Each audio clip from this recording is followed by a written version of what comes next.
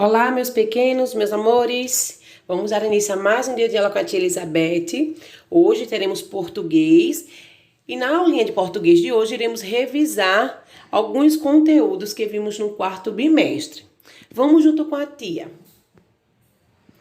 Os conteúdos a serem revisados serão gênero textual, a primeira página do jornal, páginas 5 a 7.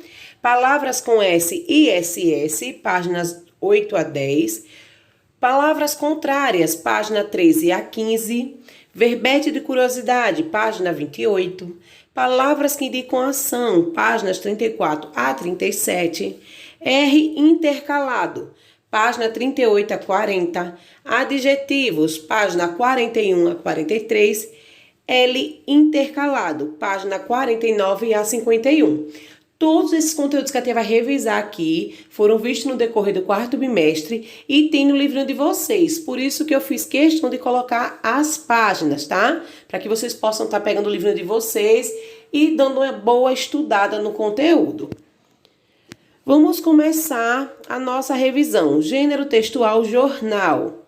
As características principais de um jornal são o uso de papel de imprensa, que é até mais barato, e de menor qualidade que os utilizados por outros materiais impressos. A linguagem é própria, dentro daquilo que se entende por linguagem jornalística e é um meio de comunicação em massas.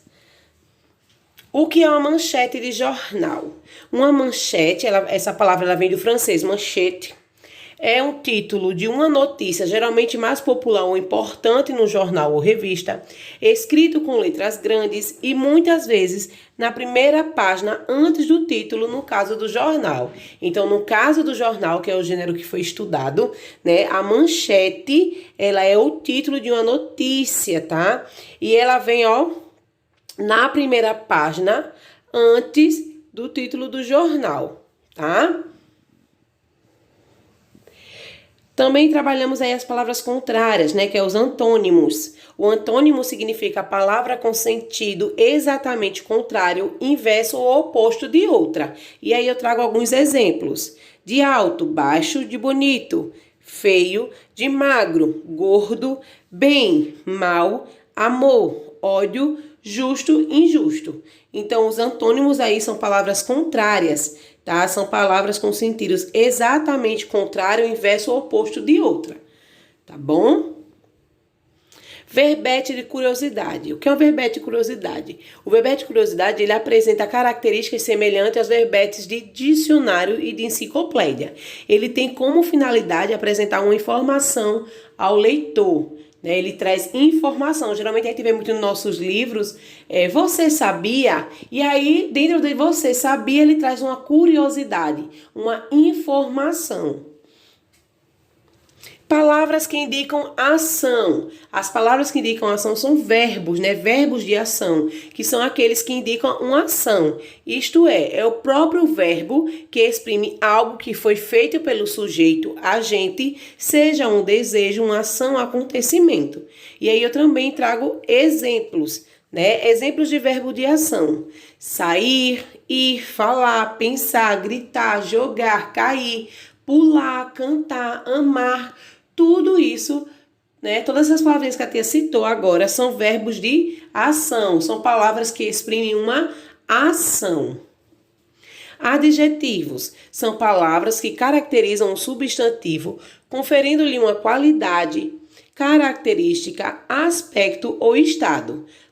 Aí eu trago dois exemplos. Quando eu digo em casa velha, o adjetivo é a palavra velha, que caracteriza o substantivo casa.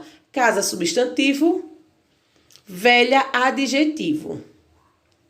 Em prédio antigo, adjetivo é o antigo. Eu trago o substantivo prédio e dou uma característica a ele, um aspecto. E qual é esse? Antigo. Eu estou dizendo que ele é antigo, eu estou dando essa característica ao prédio. Então, antigo aí é um adjetivo. Agora vamos para as letrinhas, A ortografia. A letra S assume diferentes sons quando está ou entre duas vogais ou entre vogal e consoante. E aí eu trago para vocês o uso do S e do SS. S. Usamos o S com som de S no início de palavra, no meio e depois de consoante. SS. Usamos o SS com som de S no meio de palavra e entre vogais. Lembrando que quando eu coloco o S sozinho entre duas vogais, ele pode ficar com som de Z. Como, por exemplo, na palavra casa, asa. São palavras que se escrevem apenas com S, né? Entre duas vogais. E aí ele fica com som de Z, tá? Só para lembrar vocês. Aí eu trago também o R intercalado. O R intercalado é aquele encontrado no meio de uma sílaba entre uma consoante e vogal. E aí eu trago como exemplo as palavras com R intercalado. Grávida, prato, patrocínio, patrão, franco, freira, brechó, brinco. Olha o R intercalado em todas essas palavras. Ele está entre uma consoante e uma vogal. E aí, para fechar a nossa revisão, eu trago o L intercalado, tá? O L intercalado é aquele encontrado também no meio de uma sílaba, entre uma consoante e entre uma vogal. E aí eu trago os exemplos também. Planta, claro, clima, pluma, globo, planeta, flor. Você sempre vai perceber, né, o sonzinho do L aí entre a consoante e a vogal. Tá bom? Vamos lá para a nossa atividade de revisão.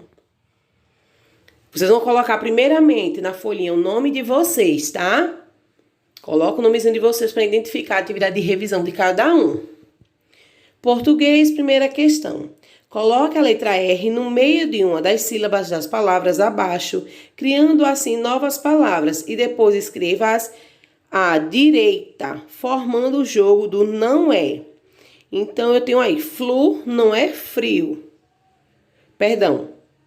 Fio não é frio. Tá? Perceba aí a diferença que o R faz, né? Uma letrinha, ela modifica toda uma palavra. Então, quando eu acrescento o R intercalado, eu mudo toda a palavra. Fio não é frio. Faca não é fraca. Dama não é drama. E aí, você vai completando, né? Tenho conta, mago, pato, peso. Então, acrescenta o Rzinho aí e dá continuidade à brincadeira do não é, tá bom? Coloca o Rzinho intercalado. Segunda, faça o mesmo com a letra L. Vamos continuar a brincadeira agora com a letrinha L intercalado. Cama não é clama. Fama não é flama. Paca não é placa. E aí você continua, tá bom? Terceira questão. Procure no diagrama palavras que indiquem ações que devemos ter para nos orgulhar do nosso planeta. E aí a gente entra com o verbo de ação, tá? Você vai procurar palavrinhas de ação, ações que devemos ter para nos orgulhar do nosso planeta. E aí você vai encontrar, eu acredito que vocês encontram de primeira a palavra reciclar. Mas além dessa palavra tem outras. Então procura aí no diagrama, circula, pinta, bom? Questão de número 4. Circula as palavras que dão características para os substantivos destacados. Ou seja, se dão características, a gente está trabalhando aí o quê? Os adjetivos. Tá? Letra A. O pato pateta pintou o caneco. Letra B. Menina bonita do meu coração. Letra C. Menino sapeca levado da breca. E letra D. A galinha pintadinha e o galo carijó.